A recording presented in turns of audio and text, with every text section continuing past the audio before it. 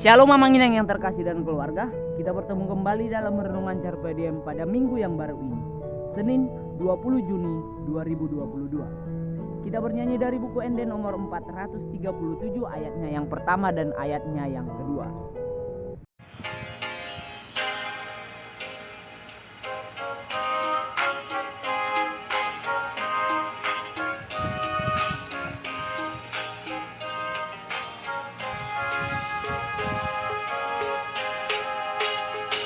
Tung namo baroha ku dibantu haki, Tung Yesus maringan diai, mengaso nang awon tung dami rohaki, Tung Yesus maringan diai,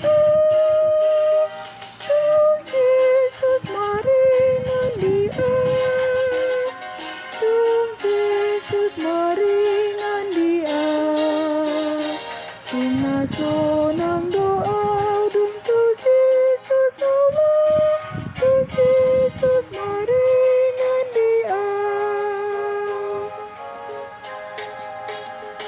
Au naliluhian dapat sembunuki, Tung Jesus maringan diai, mengasai dosaki di banmu darnai, Tung Jesus maringan diai,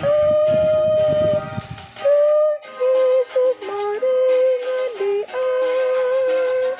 Tung Jesus maringan diai, Tung naso nang doa dung tu Jesus Allah, Tung Jesus maringan diai.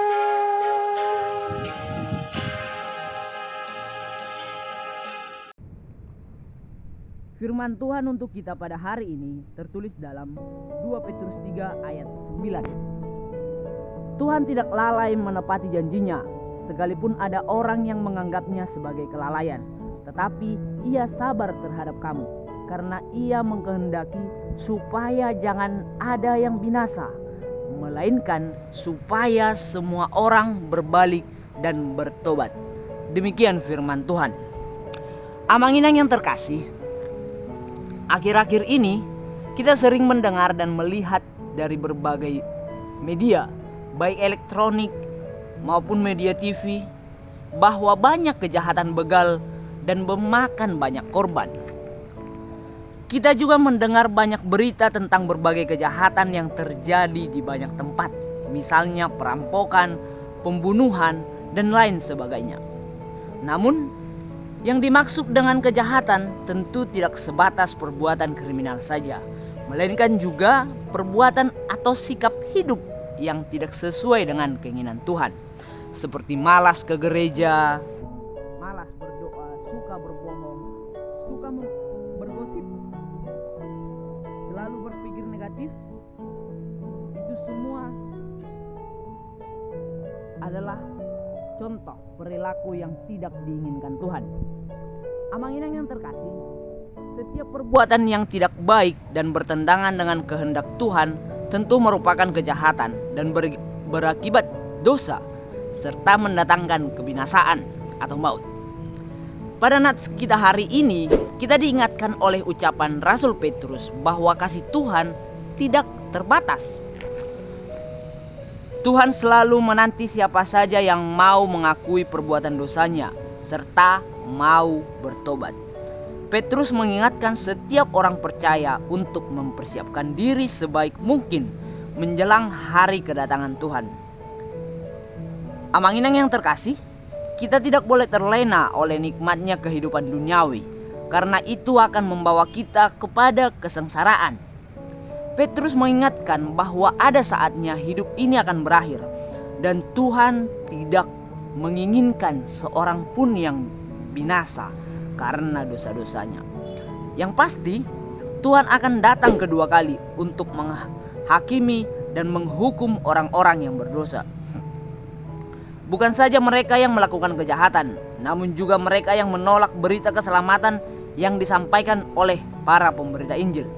Sebaliknya, Tuhan akan memberikan tempat yang dipersiapkan bagi setiap orang percaya yang selalu setia dan taat melakukan perintahnya.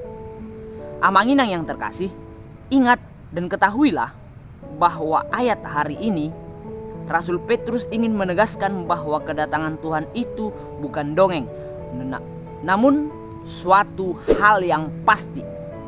Oleh karena itu, berdirilah teguh di atas janji Tuhan, walau penderitaan hidup terus berkepanjangan.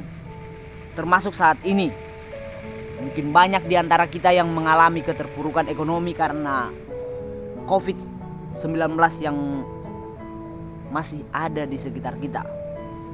Mari berhenti melakukan dosa dan mari datang kepada Tuhan untuk mohon ampun dan bertobat. Amin, kita berdoa.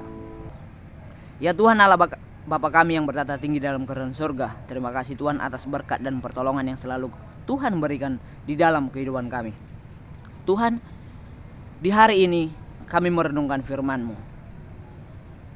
Firman yang boleh menguatkan kami, mengajak kami untuk selalu setia dan teguh kepada kepercayaan kami. Kami percaya bahwa Tuhan selalu menantikan dan mengasihi orang-orang yang berbuat kesalahan. Ampunkan kami Tuhan dari segala kesalahan kami, dan ingatkan kami untuk selalu dapat melakukan sesuai dengan kehendak-Mu. Kiranya roh penuntun yang ada padamu selalu ada pada kami.